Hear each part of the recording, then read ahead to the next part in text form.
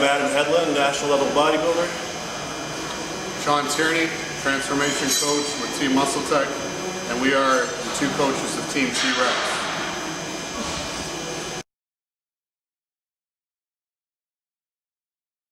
Well, the name T-Rex back in 2007, Muscle Tech had an in-house bodybuilding show, and there was 9 of us that were competing against each other, and things got real nasty with the trash talking, and people started throwing out nicknames and, you know, just talking a lot of smack for week after week after week. And that was when the name T-Rex was born, and there was Quadzilla, and there was all kinds of different dinosaurs at Muscle Tech in those days.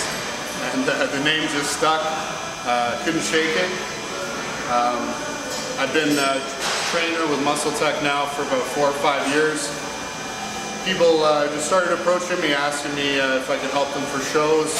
One client, one after another, and it basically just snowballed from there. I guess sometime last year, some of the girls started saying, "Hey, you know, we want to be a Team T-Rex," and you know, I fought it for a little bit, and I finally gave in, and Team T-Rex was born. I approached Adam to help me with one of my shows in 2010. Dialed me in better than I've ever looked, and I realized that this guy knows his stuff too. Took him on board, and he's helped me, you know, add about 40, 45 people to Team T-Rex over the last year. And that's on top of our full-time jobs. Yeah.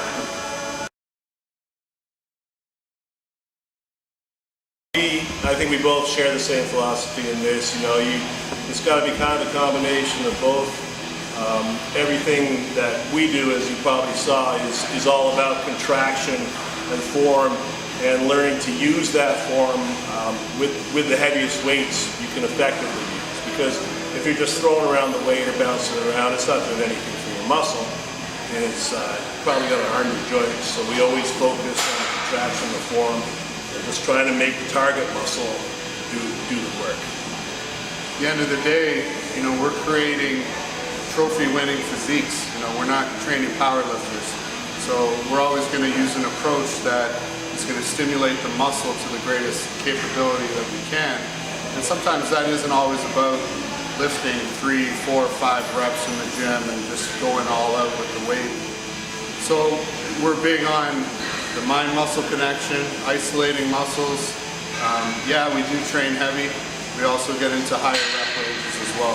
Constant tension, you know, keeping the weight on the target group, not going to lockout, you know, save your joints, thorough warm-ups, pyramiding up in weight for a lot of the exercise, release the heavy compounds. One of the other things that's unique to a lot of the Team T-Rex clients is we do training cycles. So it's a specific order of 4 different types of training in a sequence that I've created, and essentially we're annihilating and then stimulating the muscle using 4 different rep ranges. It's something that I tested out on large groups of clients, saw some great results, and now I've customized it towards a contest prep 16-week plan.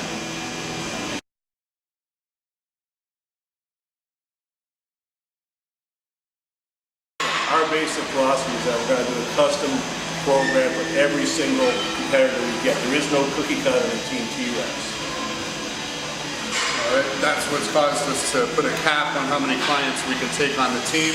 But at the end of the day, it's quality over quantity. And you know, we didn't get into contest prep coaching to make a lot of money, and we don't even charge a lot compared to rumors that I've heard in the industry. You know, it's a hobby that we're passionate about, and it's never been about money. We both have great full-time jobs, and we're not in this to screw clients over and take money. We'd rather have a client win a show and continue to build our name across the country. Absolutely. Or, you know, like really the goal for every client, every time, is to bring them in their all-time best. You know, they're placing whatever, that is nice when they win, but I think as long as you're taking someone, improving them and bringing them in their all-time best, and you've done a great job. And just to your question about the water intake and the client who cut their water on Tuesday, I always tell my clients, if a coach can't explain why you're doing something, chances are they don't know either. So I encourage my clients to always ask me, why are we doing this? I don't get it, and I'll be more than happy to explain the science behind why we're doing what we're doing. And I encourage clients to do the same with their coach. That's the only way we're going to stop the bro science from taking over contest prep coaching. And it's great having clients that are curious and want an education while learning these things too. We have clients that are sub-coaching under us now, like Alex Diaz. And there are some clients that are always going to need a coach. They just want that. They have that mentality of like, I'm an athlete, you tell me what to do. We have others that want to learn. They want to educate themselves, be able to do it themselves in the future, and we encourage them.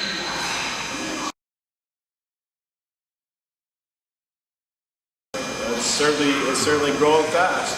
People say it's a cult sport and a cult industry, but it's getting big. I mean, when I started competing in 2005, there wasn't very many people at the shows. It was, friends and family of the competitors mostly. Now, like, we're at the Ontario's and it's packed.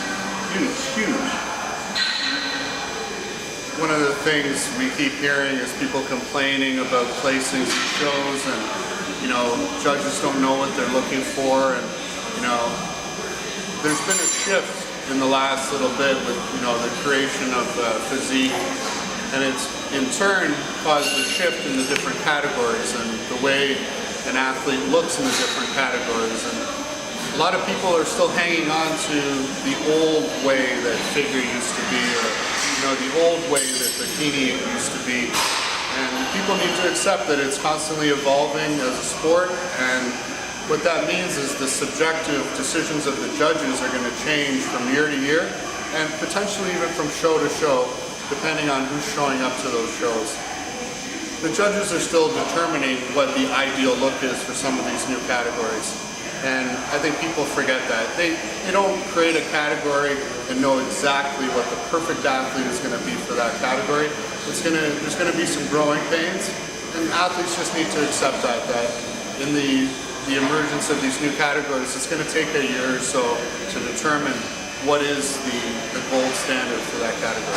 Absolutely, and something we also do is we get feedback from the judges, or we get a recommendation from the judges. I often consult with the OPA judges and ask them, what their opinion is, what needs to be improved, how they want us to bring someone in. I mean, if you're wondering what they're looking for, ask them. You know what I'm saying? And then follow their recommendations. Don't just do what you want to do. Oh yeah, absolutely, for sure. I hate to see female bodybuilding go. Like, that seems to be the way it's heading now, because they're not going to have one in the Arnold anymore. It's unfortunate, but I think physique opens it up to a wider range of physiques that are attainable or desirable for women, for the majority of them. So having the different categories just gives us a wider range of options, really. It creates a little bit more of a mainstream audience as well. And Adam mentioned earlier, how great is it to go to an Ontario physique show and the building is sold out? You may not be able to say that if it wasn't for physique categories and bikini categories. Men's physique, like people deride it because they're stuck in the old ways of thinking and stuff. And how many times have you heard those men's physique guys, they don't have legs? Yeah, they do. All the men's physique guys we know have great legs, and they work them really hard. I mean, they just have to go by the IFBB mandate that these guys wear long shorts. And people were carving on bikini when it came in a couple years ago. Everyone will get up and leave at the show if it came on, but now it's hugely popular. We train physique, bikini, figure, bodybuilding. We have clients in all categories.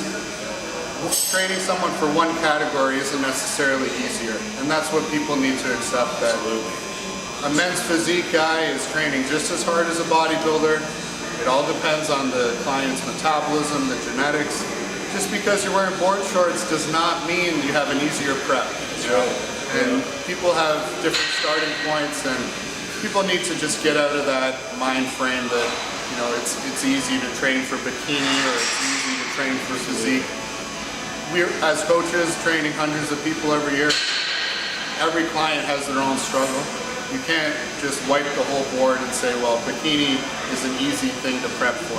There's a lot of different variables involved that people forget about. Absolutely, and if you want the best quality physique in any category, it's one that's going to be appropriately muscled and conditioned and in shape. You know, like Anya Ellis, who just won the Ontario bikini, her muscularity is what set her apart from the other girls, in my opinion. Right? And after she won Stratford, I went to the judges and they said, what do we need to improve for Ontario?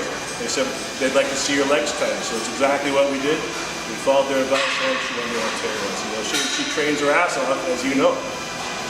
And the last thing I want to say about, you know, these new categories is, as an athlete myself, walking out and seeing an entire building packed, 300, 400, 500 people. I competed since 2007 and it wasn't like that back then. So to see the theater, like we've had 40 people in the season. To see it grow, I don't care what categories. You know, it's nice as an athlete to come out to a sold-out venue. You know, if that means we have physique, if that means we have bikini, as an athlete competing, I'm all for it.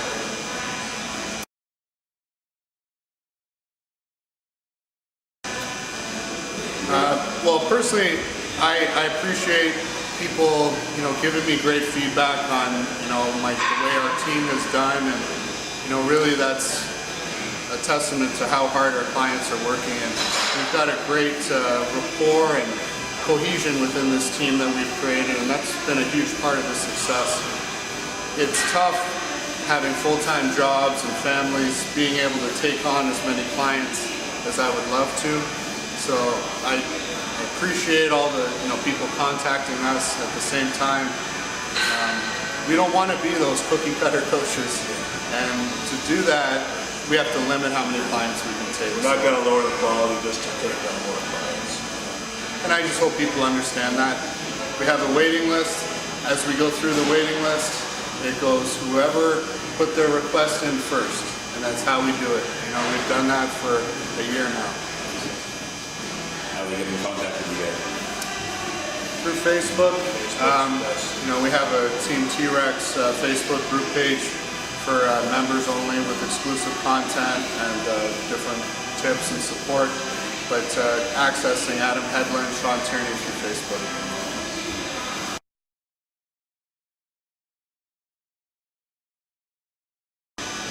I'm Adam Headland. Sean Tierney, watch me train.